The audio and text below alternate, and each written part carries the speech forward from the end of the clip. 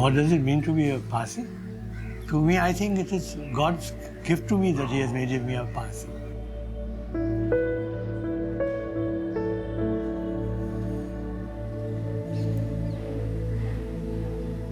This community in India still stands for qualities that are good, that are honorable, that are decent, and I'm proud to be one of those.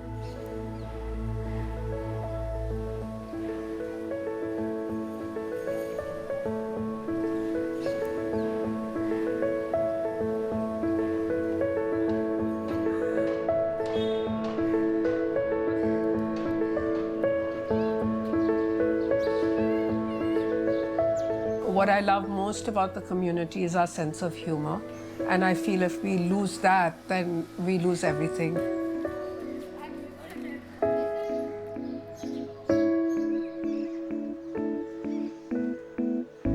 I love being a Parsi. I love the idea that I enjoy all kinds of food. I love the idea that the community is seen as a slightly eccentric, slightly weird, slightly strange community, but very loved.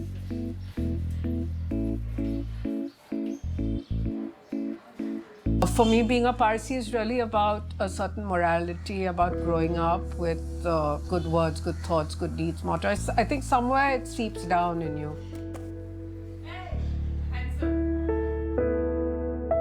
In Zoroastrianism, the religion is very optimistic. We believe that every moment things are improving, and our belief is that we have to generate good thoughts, words and deeds, but importantly words and deeds, to bring about an ethical awareness into the world.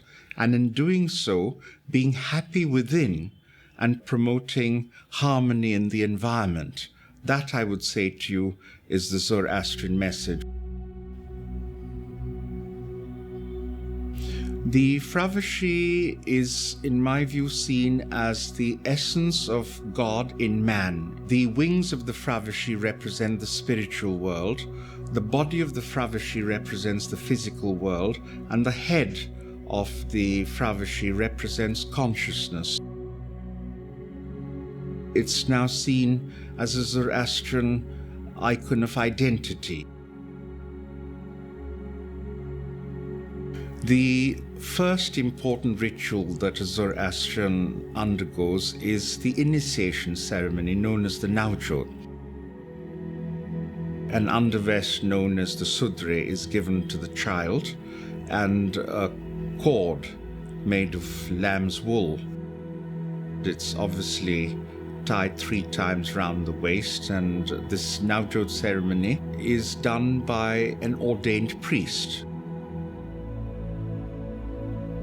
In Zoroastrianism, we have this one life to live. This life has to be lived in the most comfortable possible way. There is no concept of fasting, celibacy, flagellation of the body. In other words, generate wealth. It's a religion which in fact encourages capitalism, but capitalism with a very important social responsibility, that if you've made a lot of money, you must learn to share it.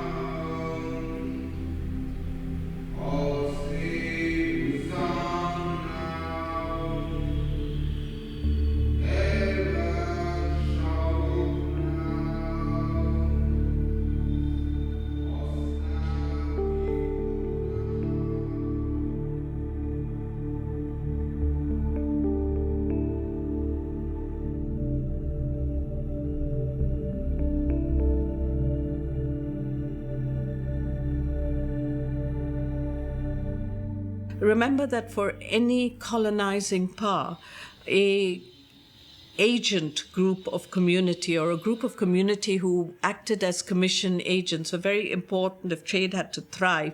The Parsis knew how to source or where to source goods, and they were able to deliver to the British what they wanted.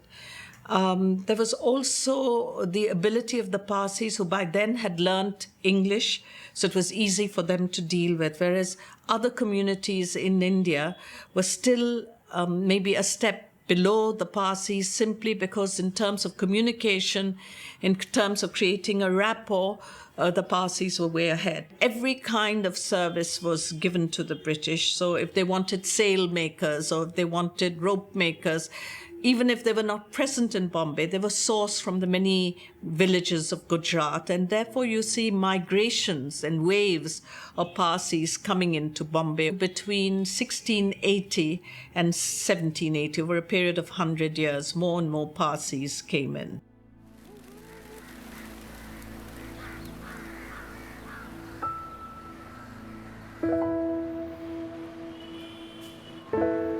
For most Parsis, Bombay is the only home we have.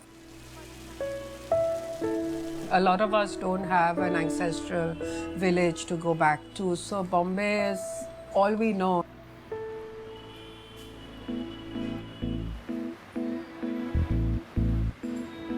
We've been here so long, we've been here practically since the beginnings of the city. We've helped to build it. We have such strong associations with it.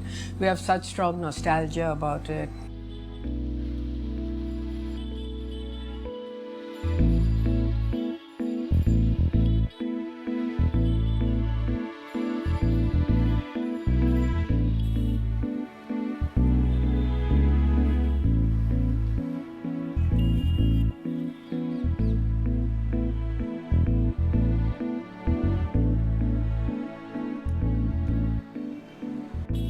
You know, we are really a very, very integral part of the city, and the city is a very integral part of us.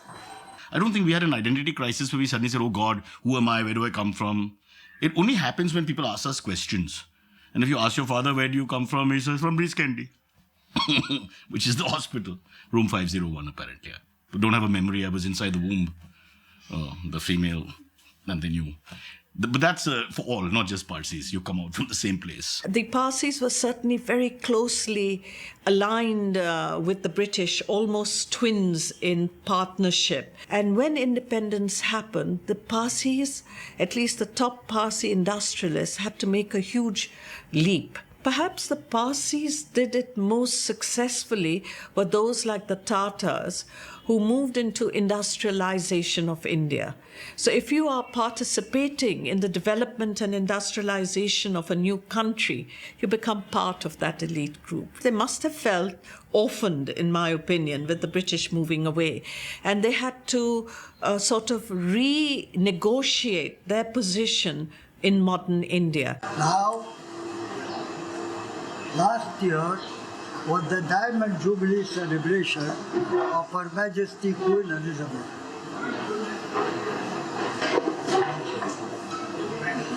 They were all celebrated in England, and she was so good and so sweet to remember me. So the Queen sent me her full-size picture from London, and I have got it framed. You like to see? Yes. There she is. There she is next to the clock. Her Majesty.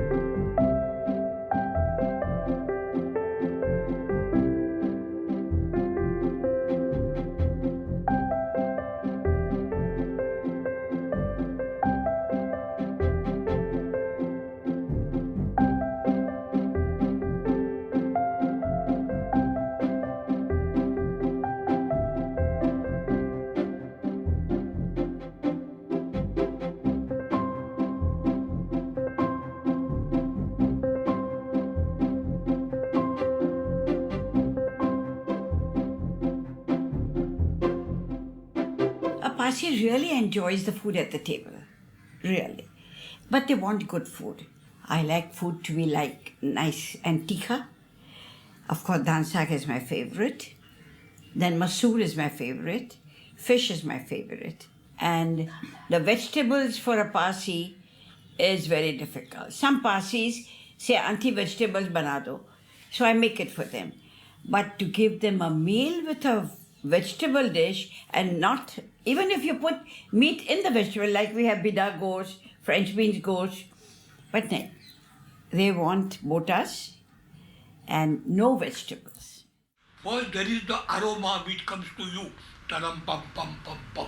It goes to your nose, then it goes to your head, and then it goes to your stomach, and your stomach expands. Zupu, zupu, zupu. Your tongue comes out. Poo, poo, poo, poo, poo, poo. And then you start eating.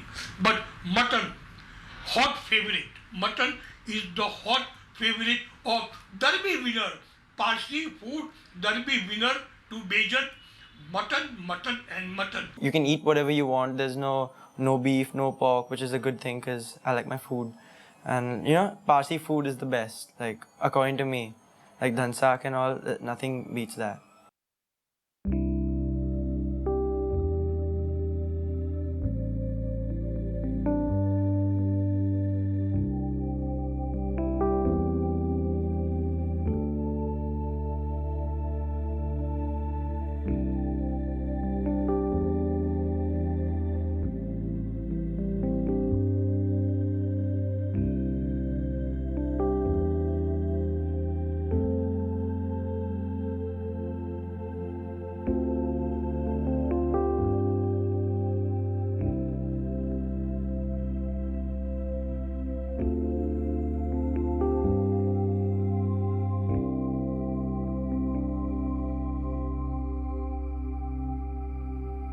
Always cracking jokes, making fun, and they are very jovial.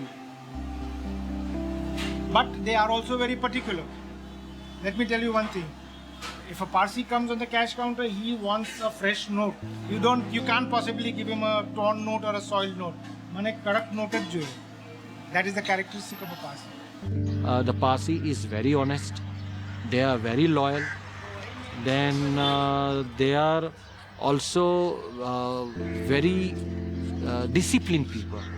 Like you won't find Parsi person will spit on the road. I love that we are argumentative. I love that we have no central figure who's like a pope. I love that it's so anarchic most of the time. Of course, it's not good for the community to be like that, but it's better than having a strong kind of dictator at the head of a community. And I love that we are a bit eccentric a lot of the time.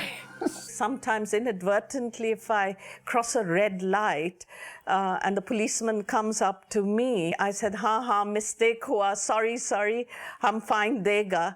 So he says, tum Parsi hai na? I said, yeah. He says, jao. I said, kyun? Humko kyun jaane deta hai? He said to me in Hindi, which is very bad where I speak, he said, you Parsis are the only one who will not only admit to what you've done wrong, but will insist on paying a fine. Because there's very few of us, so I'm like a rare thing, you know. I'm exotic in my school. No, I didn't know growing up that it was so small, the community, in the sense that Mumbai is everything. Then it was Bombay. So that's a bit strange, actually. Suddenly, in the last 10 years, people have woken up that along with the Great Indian Bustard and the Tiger, the One-Horned Rhino, three of my favorite friends, the Parsi is also, you know, dwindling. We find funny ways to express everything, including something like death. You know, I mean, there are like 4 or 5 really fun ways to go about it. One is even to kolmi thai gaya, one is wicket pari gaye, another is, which is one of my favorites, even to photo frame ma chali gaya. You know, I mean, imagine being quirky about the most solemn things. That's a lovely trait. Ediani jhai khabar jevu monu. It means a face like an advertisement for castor oil. When someone is very morose looking. Mutton shop. There were all brains displayed. One asked, how much is that? They say, 50 rupees. Why? Because this belongs to this one, this community. This belongs to this community. And in the end, when it goes to the 5,000 rupees, they say, why so much? They say, this belongs to a Parsi. They go, why so expensive? They go, if you break 500 skulls, you will get one brain. So that is how we take care.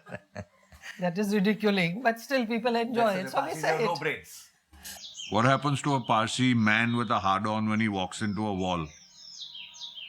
He breaks his nose.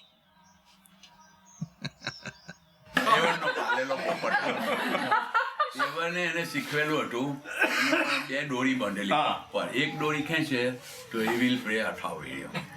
If he pulls another the string, so he will pray assemble. तो एक मारा friend जो बता गया low jump set तेने लेने को उनके बेव डोरी खेचे तो सूट है तो पोपटे को गेल चोदिया Daddy was very sweet. He used to take us to Hanging Gardens, which is nearby. And he said, Johnny, I'll teach him how to fetch the ball. Now you follow me. And my dad would bend like that and throw a tennis ball. And Figaro would not even look at it. So every day he would go, we would do this. And then, people would come to watch this old middle-aged Parsi man go and pick up a ball in his mouth to show the dog and bring it back. But he never learned how to fetch the ball. I mean, my dad did, but the dog didn't. If there's a little thing happening, because it is a Bhava involved, they take the total liberty to accentuate the whole thing. Like, if I were to tell you, you are very beautiful. So, and somebody heard this. Do you know what Sam told that girl? Can you imagine? Any umar when he is supposed to go up God knows where, he is telling this girl that tu ghani beautiful છે તે બી એટલું જ નહીં કે તારા ગાલ ઘણા લાલ છે તારા દાંત કેટલા મજાના છે and you are so tall and you are so gracious.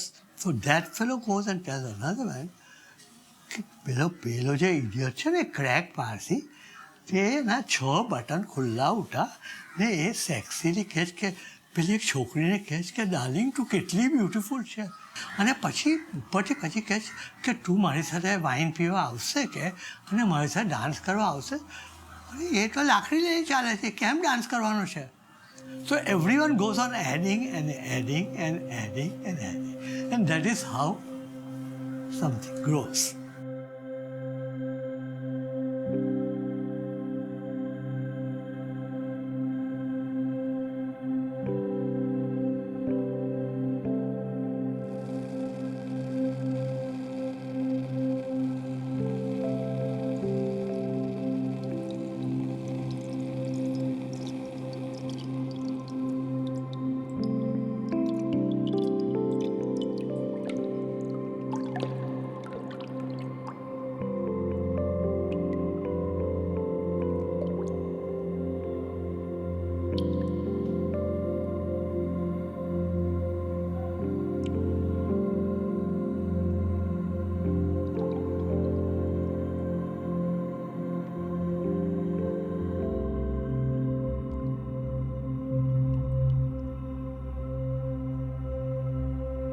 We do not realize, being so small in numbers, that we have a responsibility to a community which has given us so much, to a nation which has given us so much. Here the nation is telling us, produce kids.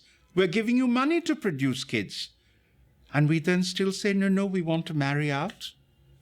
Doesn't make sense to me. But I think that children whose mothers are Parsi and whose fathers are not, it's absurd. It's absurd to keep them out. In light of morality, in light of gender equality, everything, it's crazy that we go to such lengths to keep them out. That's my feeling. What you're asking is a very simplistic rationale that people come up with. Open our doors and those kids are going to become marvelous Zoroastrians. What are we interested in? Increasing Zoroastrians or increasing the number of Parsis, which means to increase our ethnic stock? How can ethnic stock increase if one marries out? Can Zoroastrianism accept it from a religious point of view? The answer is capital no. And as far as we are concerned, custom and tradition, which always has to take precedence, the custom and tradition is that a girl marrying out ceases to be a Zoroastrian. It's not something new. It's been said by our learned priests for the last 100 years or so. If a girl is marrying to a non-Parsi according to the Special Marriage Act of 1954 and she's following her own religion, I don't understand why we can stop her from practicing the Zoroastrian religion.